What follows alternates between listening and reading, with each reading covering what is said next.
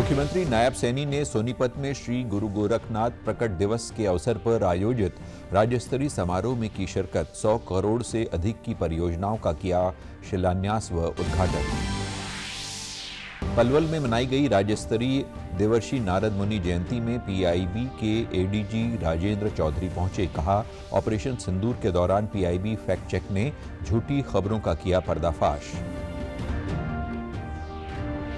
पाकिस्तान से जासूसी के आरोप में गिरफ्तार नूह की अरमान व हिसार की ज्योति से पूछताछ जारी। पुलिस महानिदेशक शत्रुजीत कपूर ने कहा, पुलिस विभाग लगातार अलर्ट पर।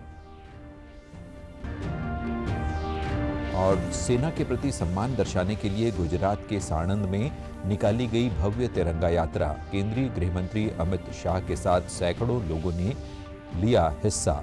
प्रदेश में भी देशभक्ति की लहर उमड़ी।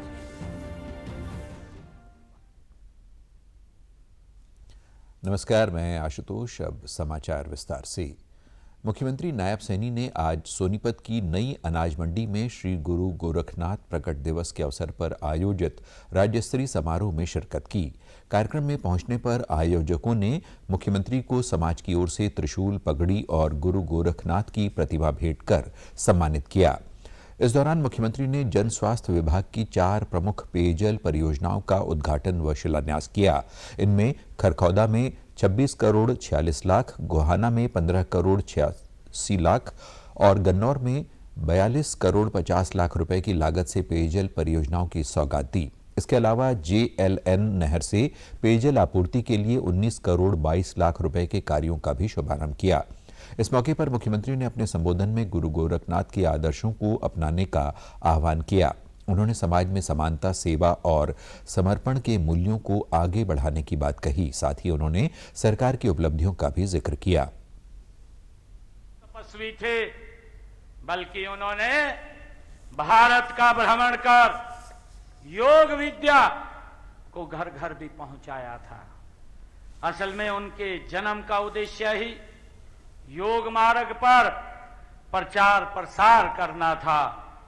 गुरु गोरखनाथ जी ने योग मार्ग के जरिए भारत भूमि पर सांस्कृतिक जागरूकता का जो अभियान चलाया, उसके बल पर ही भारत विश्व गुरु कहलाया। ये गुरु गोरखनाथ जी की ही उनका विचार था। वहीं ऑपरेशन सिंदूर को लेकर मुख्यमंत्री ने कहा कि ये ऑपरेशन हमारी राष्ट्रीय एकता का प्रतीक बन गया है। पाकिस्तान में जाकर आतंकवाद को कुचलने के लिए मैं हमारे सभी सैनिकों को सलाम करता हूं। जिस साहस, निष्ठा और अनुशासन के साथ सिंदूर ऑपरेशन को अंजाम दिया है, यह केवल एक सैन्य अभियान नहीं, बल्कि यह हमारी राष्ट्रीय आत्मा का, गरिमा का ये प्रतीक भी बन गया है।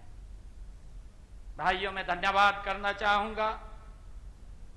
मैं आज उन सैनिकों को भी, उन बहादुर सैनिकों को भी आज इस शुभ अवसर के ऊपर मैं प्रणाम करता हूं, उनको नमन करता हूं। उन बहादुर सैनिकों ने जन्म लिया है जिन्होंने भाइयों पाकिस्तान के अंदर जाकर के उस आतंकवाद को कुचलने का काम किया है। उधर पलवल में आज राज्य स्तरीय देवर्षि नारद मुनि जयंती मनाई गई। इस अवसर पर पीआईबी के एडीजी राजेंद्र चौधरी ने समारोह में विशेष तौर पर शिरकत की। इस मौके पर एडीजी राजेंद्र चौधरी ने कहा कि पत्रकारिता लोकतंत्र का चौथा स्तंभ है। पत्रकारों की लेखनी का समाज पर गहरा प्रभाव पड़ता है, इसलिए उनको तथ्यों के आधार पर खबरों का प्रकाशन करना चाहिए। उन्होंने कहा कि भारत पाकिस्तान युद्ध के दौरान पत्रकारों ने पूरे दमखम के साथ और आंकड़ों के आधार पर दुनिया के सामने भारत के पक्ष को रखा। इस दौरान पीआईबी फैक्ट चेक इकाई ने गलत सूचना और झूठे समाचारों का लगातार पर्दाफाश किया। भारत पाकिस्तान के बीच में ये कॉन्फ्लिक्ट हुआ, तो जो पीआईबी का फैक्ट चेक है उसको पब्लिसाइज करने में सभी पत्रकारों ने बहुत मदद की। किसी भी तरह की फेक न्यूज़, मिस इन्फॉर्मेशन को रोकने में हमारे ये सभी पत्रकारों का बहुत सहयोग हमें मिला, खासतौर से जिला स्तर तक ये पूरा सहयोग मिला और ये सहयोग आगे भी जारी रहे। इसके लिए आवश्यक है कि हम पत्रकारों के साथ एक निरंतर सामंजस्य बिठाए रखें। यह कोशिश की जाएगी कि पत्रकार संघ अपनी तरफ से इन सभी लोगों को चिन्हित करे, उनके एक आई कार्ड्स क्रिएट करे, उसका डेटाबेस सरकार तक उपलब्ध कराए और सरकार भी अपनी तरफ से जितनी भी सुविधाएं प्रोवाइड कर सकती है वो हम लोग मिनिस्ट्री ऑफ आईएनडी तक उनके मांग पत्र को अपने रिकमेंडेशन के साथ पहुंचाएंगे। जरूर उस पर काम होगा, उस पर विचार होगा। वहीं इससे पहले कल राई स्थित खेल विश्वविद्यालय में देवर्षि नारद की जयंती के उपलक्ष्य में राष्ट्रबोध एवं पत्रकारिता विषय पर एक कार्यक्रम आयोजित किया गया। कार्यक्रम में मुख्य वक्ता के रूप में उपस्थित दूरदर्शन संवाददाता मनीष वाजपेयी ने कहा कि देवर्षि नारद ने कभी यश अपयश की चिंता नहीं की। आज पत्रकारों को भी निडर होकर समाज हित में तथ्यपरक पत्रकारिता करनी चाहिए। उन्होंने युवाओं से अध्ययनशील और विवेकी पत्रकार बनने का आह्वान किया। तो नारद जी की जो एक सबसे बड़ी महत्वपूर्ण गुण था वो ये था कि नारायण नारायण। अगर आप भाव भंगिमाओं को समझते हो और बॉडी लैंग्वेज की भाषा को आप जानते हो और उसको समझने की कोशिश करते हो, तो अगर कोई असुर नहीं मान रहा है तो उन्होंने यूं किया नारायण नारायण किया। श्रीमान आप जानो, आप हम जाने, हमें तो बताना था, हमने आपको बता दिया। यानी कि बोलना बहुत अच्छा है, लेकिन बोलने से कहीं ज्यादा अच्छा है कि बोलते बोलते रुक जाना, मौन हो जाना। आजकल टेलीविजन के एंकर्स को बोलना बहुत आता है, रुकना नहीं आता है, और रुकने की कला कम हो गई है, सुनने की कला कम हो गई है, बोलने की कला बहुत ज्यादा हो गई। कार्यक्रम को संबोधित करते हुए विश्वविद्यालय के कुलपति अशोक कुमार ने कहा कि पत्रकार को समाज और राष्ट्र के कल्याण हेतु सकारात्मक विचारों का प्रसार करना चाहिए। पत्रकारिता समाज को दिशा देने वाली होनी चाहिए। दिया गया है। मैं तो ये भी सोचता हूँ कि एक इंटेलिजेंस ऑफिसर भी थे और जो है तीनों लोक में जाते थे, सब जगह की खबरें रखते थे। तो आज बहुत अच्छा आयोजन किया गया है कि निष्पक्ष पत्रकारिता हो, लोक मंगल की भावना से पत्रकारिता हो और पर्पज उद्देश्य जब लोक मंगल का रहेगा तो हमेशा सब कुछ अच्छा ही होगा। प्रदेश के पुलिस महानिदेशक शत्रुजीत कपूर ने हरियाणा में पकड़े गए पाकिस्तानी जासूसों को लेकर कहा कि ऑपरेशन सिंदूर के बाद इनकी सक्रियता बढ़ने की वजह से ये लोग पकड़े गए हैं। हमारी खुफिया एजेंसियों के बेहतर तालमेल के कारण इनकी धरपकड़ सुनिश्चित हो सकी। जांच कर इन जासूसों पर कड़ी से कड़ी कार्रवाई की जाएगी। देश की खुफिया एजेंसियों के अनुसार प्रदेश पुलिस लगातार अलर्ट मोड पर है। और जो पहलगाम का एक जो हमारा इतना बड़ा इंसिडेंट हुआ, उसके बाद जो स्थिति बनी उसमें इस तरीके के लोग इनसे जो एक तरह से कहें एक्सपोज हुए हैं। ऐसा नहीं है कि पहले नहीं होंगे, ये तो काम कर ही रहे थे पहले से, पर अब ये लोग पकड़े गए हैं क्योंकि चारों तरफ चौकसी भी बढ़ी है और उस बढ़ी हुई चौकसी का ये नतीजा है कि हमारी जो इंटेलिजेंस एजेंसियां हैं उनके पास बेहतर इंफॉर्मेशन भी आई है और ये जो युद्ध का माहौल बना इसमें इन लोगों की भी गतिविधियां कुछ बढ़ी तो उसमें ये पकड़े गए। इससे पहले उन्होंने फतेहाबाद पुलिस लाइन में ई लाइब्रेरी का उद्घाटन किया। बाद में उन्होंने जिले के वरिष्ठ अधिकारियों के साथ बैठक की। इस दौरान संगीन अपराधों पर त्वरित कार्रवाई, नशा तस्करी रोकने, आमजन के बीच समन्वय स्थापित कर पुलिस उपस्थिति बढ़ाने और पुलिस कर्मियों के कल्याण को लेकर चर्चा हुई। डीजीपी ने कहा कि फतेहाबाद जिले और प्रदेश को नशा मुक्त बनाने के लिए लगातार प्रयास किए जा रहे हैं। करने का जो एक अभियान पिछले करीब 1.5-2 साल से चलाया गया है उसको और आगे बढ़ाया जाएगा और हमारा प्रयास है कि इसको अब 100% नशा मुक्त करने की दिशा में हम बढ़ने का समय आ गया है। तो इस जिले को मैं चाहता हूं कि ये पहला जिला बने पूरे प्रदेश में जो पूरी तरह से नशे से मुक्त हो।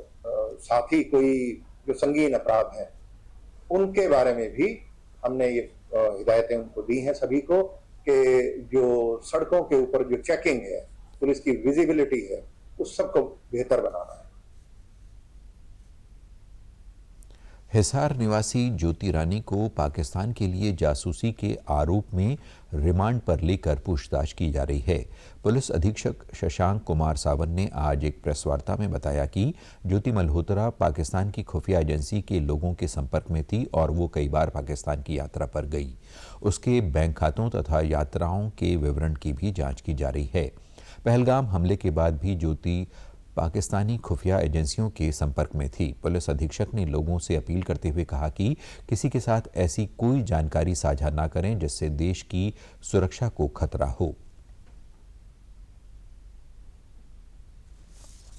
5 दिन के पुलिस रिमांड के लिए, तो उसमें जैसे उसकी पूछताछ चल रही है, जो इन्वेस्टिगेशन है वो चल रहा है अभी, और जो उसके फाइनेंशियल ट्रांजैक्शन है उसको हम एनालाइज कर रहे हैं। जो भी उनके ट्रैवल डिटेल्स हैं, कहाँ कहाँ गए हैं, किस किस से मिले हैं, वो सब एनालाइज कर रहे हैं।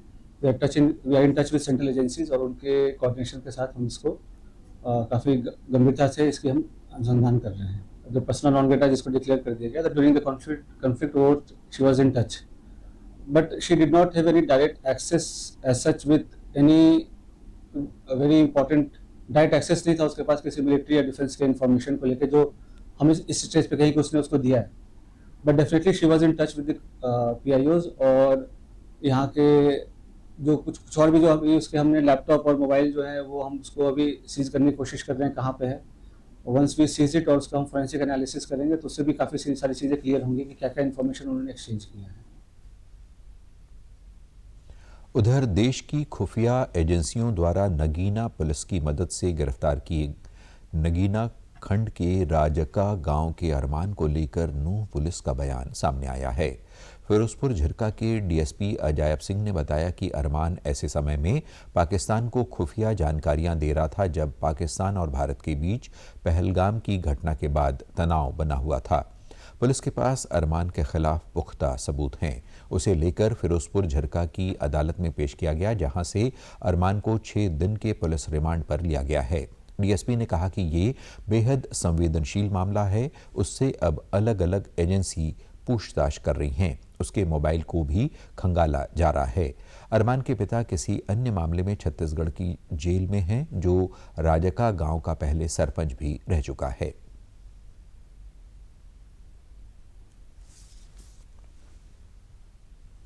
ये अभी सारी उसकी जानकारी है, हमारे पास रिमांड पर है। वो उसके मोबाइल से अन्य जो पासपोर्ट वगैरह है उनसे उपलब्ध जो जानकारी उपलब्ध हो उसके बारे में सूचना इकट्ठी कर रही है, और उसके पुलिस रिकॉर्ड के बारे में पुलिस जानकारी प्राप्त करने का प्रयास। वो भी सारी डिटेल लगी हुई है अभी हमारे पास, उसके तो प्रीलिमिनरी इंक्वायरी है, और ये देश की सुरक्षा को भी है, इसलिए थोड़ा ज़्यादा इसके बारे में इंफॉर्मेशन है जो हमारे पास आई थी, उसके आधार पर इसको अरेस्ट किया गया है।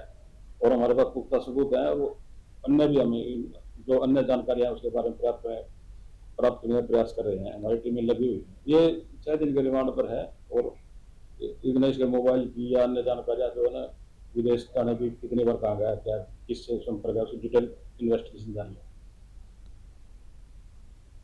केंद्रीय गृह मंत्री अमित शाह ने अहमदाबाद स्थित साणंद में भारतीय सशस्त्र बलों के सम्मान में तिरंगा यात्रा का नेतृत्व किया। अहमदाबाद नगर निगम द्वारा आयोजित ये कार्यक्रम विराट नगर क्षेत्र में आयोजित किया गया। ये पहल राष्ट्रव्यापी अभियान का एक महत्वपूर्ण हिस्सा है, जो नागरिकों को अपने घरों पर राष्ट्रीय ध्वज फहराने के लिए प्रोत्साहित करती है। इसका उद्देश्य देशभक्ति और राष्ट्रीय एकता को बढ़ावा देना है।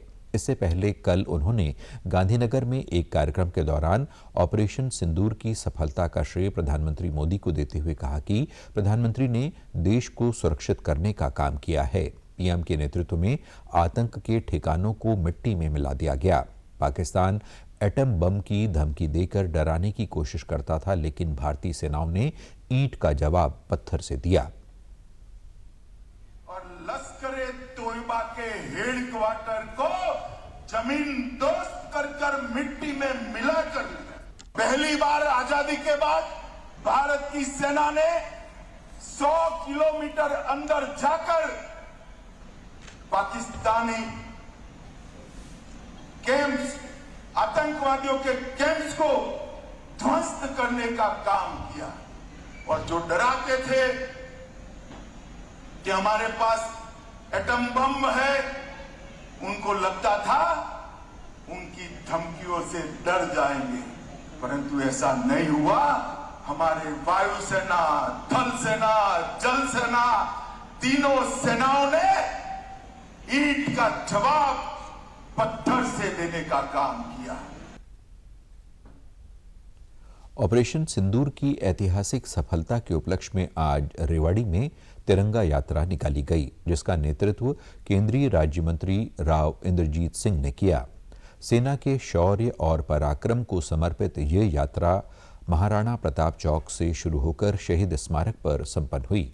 यात्रा में आमजन, पूर्व सैनिक, युवा वर्ग और मातृशक्ति की प्रमुख भागीदारी रही।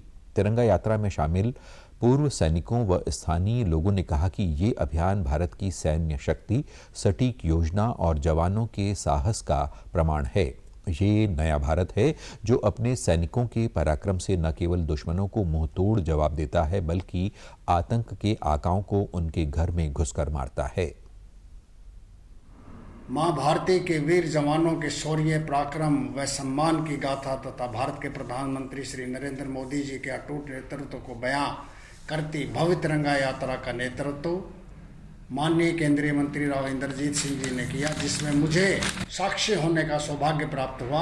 मैंने देखा कि काफ़ी गैदरिंग थी, 20-25 हज़ार आदमी थे और बहुत ही उत्साह के साथ ये तिरंगा यात्रा बहुत ही अच्छे ढंग से निकाली। युवा भी थे, युवा ज़्यादा थे, बुजुर्ग कम थे। ऐसा आज तक किसी सरकार ने, किसी पीएम ने, किसी राष्ट्रपति ने नहीं किया जो ये हमने काम किया है। पहला काम है कि घर में जाके उनको जो सबक सिखाया। इस मौके पर केंद्रीय राज्य मंत्री राव इंद्रजीत सिंह ने कहा कि ऑपरेशन सिंदूर भारत सरकार की आतंकवाद के प्रति जीरो टॉलरेंस नीति का प्रत्यक्ष प्रमाण है। यह ऑपरेशन भारतीय सेना के अद्वितीय साहस, रणनीतिक कुशलता और राष्ट्रीय सुरक्षा के प्रति उसकी अटूट प्रतिबद्धता का प्रतीक है। ऑपरेशन सिंदूर न केवल भारत की सैन्य ताकत का परिचायक है, बल्कि ये विश्व समुदाय को ये संदेश भी देता है कि भारत अपनी संप्रभुता और नागरिकों की सुरक्षा के लिए किसी भी सीमा तक जा सकता है। और उसको कमेमोरेट करने के लिए और अनेक लोगों के जहन में ये बात बिठाने के लिए कि भारत विजयी हुआ है और हमारी फोर्सेस की हम पीठ थपथपाने के लिए ये यात्रा निकाल रहे हैं। इसलिए आज के दिन लोग इकट्ठे हुए हैं, सभी वर्ग के हुए हैं, सभी पार्टी के लोग हुए हैं और तिरंगा यात्रा देश के हर कोने के अंदर जगह जगह निकाली जा रही है। राजनीतिक दल सारे के सारे इकट्ठे होकर के हमारे साथ रहे। उधर अंबाला छावनी में भी तिरंगा यात्रा निकाली गई। इस यात्रा में बड़ी संख्या में महिलाएं, वरिष्ठजन, युवा और बच्चों सहित अनेक सामाजिक संगठनों ने हिस्सा लिया। तिरंगा यात्रा में शामिल अंबाला के लोगों ने कहा कि भारतीय सेना ने जो शौर्य युद्ध भूमि में दिखाया वो उसे सलाम करते हैं। हमें अपनी सेना पर नाज है तथा जब भी देश को हमारी जरूरत पड़ेगी हम भी तन मन धन से सहयोग करेंगे। ऑपरेशन सिंदूर के दौरान भारत की तकनीक भी सामने आई। ये भारत की आधुनिकता और आत्मनिर्भरता को दर्शाता है।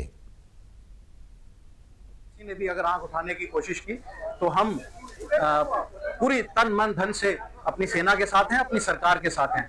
आप जो ये जोश देख रहे हैं पूरे युवाओं में, हर भूतपूर्व सैनिक में, यहाँ तक कि बुजुर्ग भी हमारे बीच हैं, महिलाएं भी हमारे साथ में आई हैं।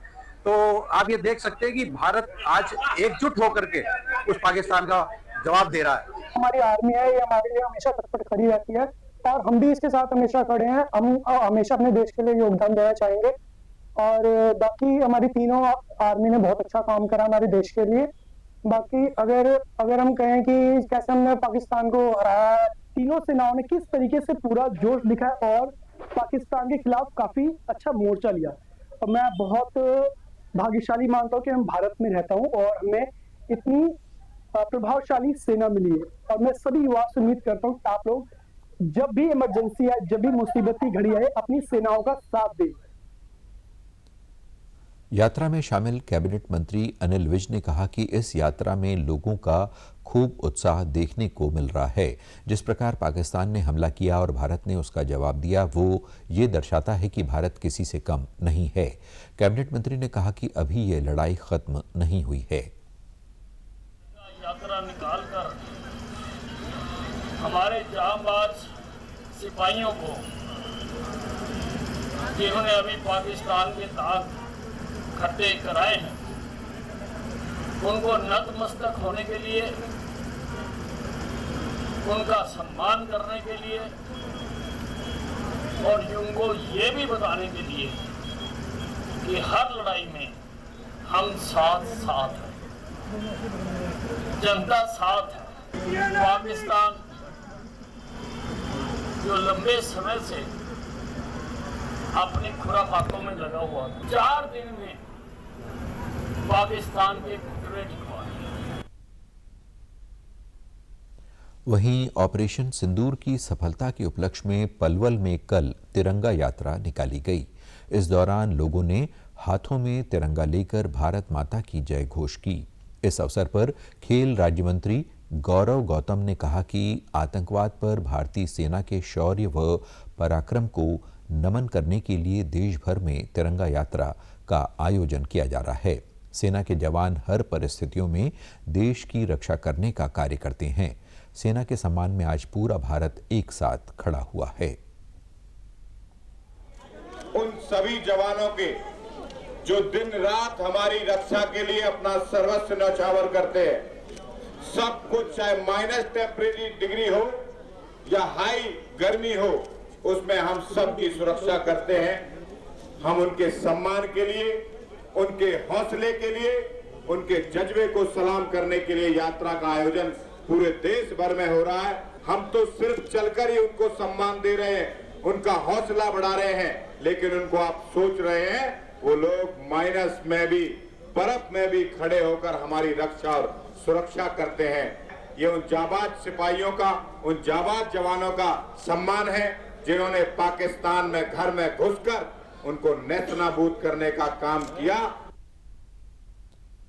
तिरंगा यात्रा में शामिल लोगों ने कहा कि पहलगाम हमले का बदला सेना ने ऑपरेशन सिंदूर चलाकर पाकिस्तान के एयरबेस और आतंकवादी ठिकानों को ध्वस्त करके लिया है। हमारी सेना ने पाकिस्तान को घर में घुसकर मुंहतोड़ जवाब दिया है। हम सेना के अधिकारियों और जवानों का दिल से शुक्रिया अदा करते हैं। निर्दोष लोगों की हत्याएं की और वो हत्याएं भी धर्म पूछ कर की, तो ऐसे लोगों को सबक सिखाने के लिए हमारी सेना ने तैयारी की और उनको जोरदार सबक सिखाने का काम किया। उनके एयरबेस ध्वस्त किए और उनको उनके घर में जाकर घुसकर सेना ने मारा। हम सेना की प्रशंसा करते हैं। हमारी जो सेना है, हमें उस पर पूरा गर्व है। और आपने देखा ही होगा कि पाकिस्तान में जाके पाकिस्तान की सेना को और पाकिस्तान को मुंहतोड़ जवाब दिया और ईंट का जवाब पत्थर से दिया। इसलिए हमें अपनी सेना पर पूरा गर्व है। हरियाणा विद्यालय शिक्षा बोर्ड की ओर से कल घोषित किए गए 10वीं के परीक्षा परिणाम में हिसार के रोहित, झज्जर की सीमा व तानिया और अंबाला के गांव टपरिया की रहने वाली 15 वर्षीय माही ने प्रदेश में टॉप किया। अंबाला में माही के परिवार में खुशी की लहर है। हरियाणा के शिक्षा मंत्री ने भी स्वयं फोन कर माही को शुभकामनाएं दी और उज्जवल भविष्य की कामना की।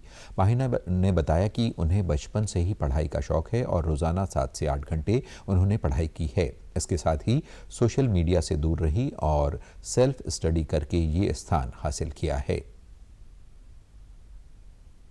मैं 10th क्लास अभी पास आउट किया और मेरे 99.4 परसेंटेज आई है और मैंने हरियाणा बोर्ड में टॉप किया है। मेरे को बहुत खुशी हो रही है कि मैंने हरियाणा बोर्ड में टॉप किया है। मेरे को 100% चाहिए थे बट 99.4 आए, वो भी ठीक है। अब मैं 12th में बहुत अच्छे से मेहनत करूंगी और इससे भी ज्यादा मार्क्स लेके आऊंगी। अभी मैंने सेल्फ स्टडी किया, कोई ट्यूशन नहीं। अब मैं डॉक्टर बनना चाहती हूँ। मैं अपने देश के लिए एक अच्छी नागरिक बनना चाहती हूँ, अपने देश के लिए बहुत कुछ करना चाहती हूँ। मैं सोशल मीडिया से बहुत दूर रही हूँ। मैंने सेल्फ स्टडी किया। मैंने अपने चाचू, जब मेरे को कोई प्रॉब्लम आती थी तो अपने अंकल से मैंने गाइड लिया, उन्होंने मेरे को गाइड किया और सोशल मीडिया से मैंने यूज नहीं किया। उधर 10वीं कक्षा के परीक्षा परिणाम में रेवाड़ी जिला 96.85 पास प्रतिशत के साथ प्रदेश में टॉप पर रहा है। इसमें जिले के मेघा ने प्रदेश में टॉप 3 की सूची में अपना स्थान बनाने के साथ जिले में टॉप किया है। इस मौके पर मेघा ने कहा कि उसे बेहद खुशी हो रही है और वो चिकित्सक बनना चाहती है, जिसके लिए वो लगातार 6-6 घंटे पढ़ाई करती रही है। मेघा के पिता एक दुकानदार हैं। उन्होंने कहा कि बेटी की सफलता पर उन्हें बेहद खुशी है इस अचीवमेंट को लेकर, और मैंने अपने टीचर्स की हेल्प से और रिस्पेक्टेड प्रिंसिपल की हेल्प से मैंने अपनी स्टडी को कंप्लीट किया और 10th क्लास में ये अचीवमेंट मैंने हासिल की। मैं एक डॉक्टर बनना चाहती हूँ। स्कूल के अलावा मैंने 6 to 7 आवर्स स्टडी की है अपने घर पे, और फ़ोन और टीवी से दूर रह के सेल्फ स्टडी की है मैंने, और अपने टीचर्स की बहुत ज़्यादा हेल्प की। तब भी अगर मुझे रात को भी उनकी ज़रूरत हुई तो वो मेरे लिए रेडी थे, उन्होंने मुझे फुल सपोर्ट किया है। मेरी बेटी की उपलब्धि को मेरा गर्व से सीना ऊंचा कर दिया जी, और मैं आगे भी इनको चाहूँगा कि आगे भी ये बढ़े और मैं अच्छा इनका जो हेल्प मैं कर सकता हूँ करूँ। मैं दुकान चलाता हूँ और मैडम जो है वो घर गृहिणी है। स्कूल से बहुत बढ़िया सहयोग मिला है जी, सभी टीचरों का धन्यवाद करूँगा मैं, प्रिंसिपल सर का भी, और इन्होंने अच्छा शिक्षा दी मेरी बच्ची को और हर माहौल में इनका साथ दिया। जिले के छात्रों की इस उपलब्धि पर उपायुक्त अभिषेक मीणा ने कहा कि रेवाड़ी शिक्षा के क्षेत्र में निरंतर आगे बढ़ते हुए नए आयाम स्थापित कर रहा है। उन्होंने परीक्षा में सफल हुए सभी विद्यार्थियों को शुभकामनाएं देते हुए उनके उज्जवल और सुनहरे भविष्य की कामना की। सुखद भविष्य की मैं कामना करता हूं और आप अपने कैरियर में, अपने जीवन में ऊंचाई छुए, ऐसा मैं उम्मीद करता हूं। रेवाड़ी जिले की इस सफलता का श्रेय शिक्षकों के साथ साथ अपने बच्चों की जो मेहनत है उसको तो जाता ही है, साथ में हरियाणा सरकार की जो नीतियां हैं उस नीतियों पे एक तरीके से मोहर लगाई जाती है। तो आप सभी को बधाई, धन्यवाद, एवं उम्मीद करता हूं कि जिला प्रशासन आगे भी इस रेवाड़ी जिले में जितनी भी शैक्षणिक गतिविधियां हैं उसको सुचारू रूप से जारी रखेगा। प्रदेश के पूर्व मुख्यमंत्री भूपेंद्र सिंह हुड्डा ने पाकिस्तान के लिए जासूसी करने वाले यूट्यूबर को लेकर प्रतिक्रिया दी है। रोहतक में आज एक प्रेस वार्ता के दौरान उन्होंने कहा कि ये देश की सुरक्षा से जुड़ा एक गंभीर मामला है। पूरे मामले की सरकार को गहराई से जांच करनी चाहिए, गुनाहगार को सजा मिलनी चाहिए और बेगुनाह का बचाव होना चाहिए। दरअसल पाकिस्तान के लिए जासूसी करने के आरोप में हिसार की यूट्यूबर ज्योति मल्होत्रा समेत कई अन्य युवाओं को पुलिस ने गिरफ्तार किया है। ये बड़ा गंभीर मामला है, देश के का है, इसको गहराई से इसकी जांच करनी चाहिए और दोषी है तो उसको छोड़ना नहीं चाहिए, निर्दोष को फंसाना नहीं चाहिए। तो ये तो गहराई से जांच का विषय है, ये जांच से ही पता लग सकता है। अगर गिरफ्तार हो गई वो, जांच करेगी एजेंसी, जांच करना चाहिए, पूरी तरह से गहराई से जांच करना चाहिए। बड़ा गंभीर मामला ये युवा देशभक्त है, देश का जहाँ हित होगा सब एक खड़े होकर देश के हित में खड़े हो। वहीं पंजाब द्वारा हरियाणा के हिस्से का पानी रोकने पर भूपेंद्र सिंह हुड्डा ने कहा कि अगर भाजपा सरकार सही समय पर सही कदम उठाती तो हरियाणा को उसके हक का पानी मिल जाता। हरियाणा को उसके हक का पानी दिलाने और खेतों की प्यास बुझाने के लिए ज़रूरत के समय कोई भी इंजन काम नहीं आया। इसके अलावा उन्होंने जजपा और इनेलो पार्टी द्वारा रोहतक में प्रदेश कार्यालय खोले जाने पर भी चुटकी लेते हुए दोनों पार्टियों को बीजेपी की बी टीम करार दिया। के बाद तो वैसे ही मतलब फिलिंग पीरियड शुरू हो जाता है, भराई का सीजन शुरू हो जाता है, पानी आएगा ही। लेकिन जो ये रखा है इन्होंने, ये हमारी कमजोरी है। हमारा आज तक हक नहीं रुका था, कोई पंजाब का हक थोड़ा ही ले रहे थे हम। भाई जब आपके भाखड़ा मैनेजमेंट बोर्ड में एक चेयरमैन होता, 2 परमानेंट मेंबर, इनको समय पर सब कदम उठाना चाहिए। समय पर ये कदम उठाते तो ये स्थिति नहीं होती। अगर हमारा मेंबर होता वहां नहीं होती, हमारे टाइम में था। ये जो डबल इंजन सरकार है, हरियाणा की भी और केंद्र की भी, उनकी लापरवाही है, नहीं तो कैसे हमारा रुक जाए। ये तो बीजेपी की बी टीम है। इनेलो जो बी टीम देखा आपने, राष्ट्रपति का इलेक्शन हो जब उनके साथ वोट देंगे, राज्यसभा का इलेक्शन हो जब उनके साथ वोट देंगे, कुछ नहीं, क्योंकि उनकी कहीं राय नहीं। जननायक जनता पार्टी ने अपने संगठन नव निर्माण के तहत कई महत्वपूर्ण नियुक्तियां की है। जेजीपी के राष्ट्रीय अध्यक्ष डॉक्टर अजय सिंह चौटाला, पार्टी नेता दुष्यंत चौटाला व प्रदेशाध्यक्ष ब्रिज शर्मा ने जिला अध्यक्षों से विचार विमर्श करके 5 हल्का प्रभारियों और 34 हल्का अध्यक्षों की नियुक्तियों की सूची जारी की। पार्टी द्वारा भिवानी में राजेश बामला, लोहारू में राजकुमार ओबरा, हिसार में तरुण गोयल, रानिया में जयपाल नैन और टोहाना में संदीप समैण को हल्का प्रभारी की जिम्मेदारी सौंपी गई है। समाचारों में आज इतना ही। नमस्कार।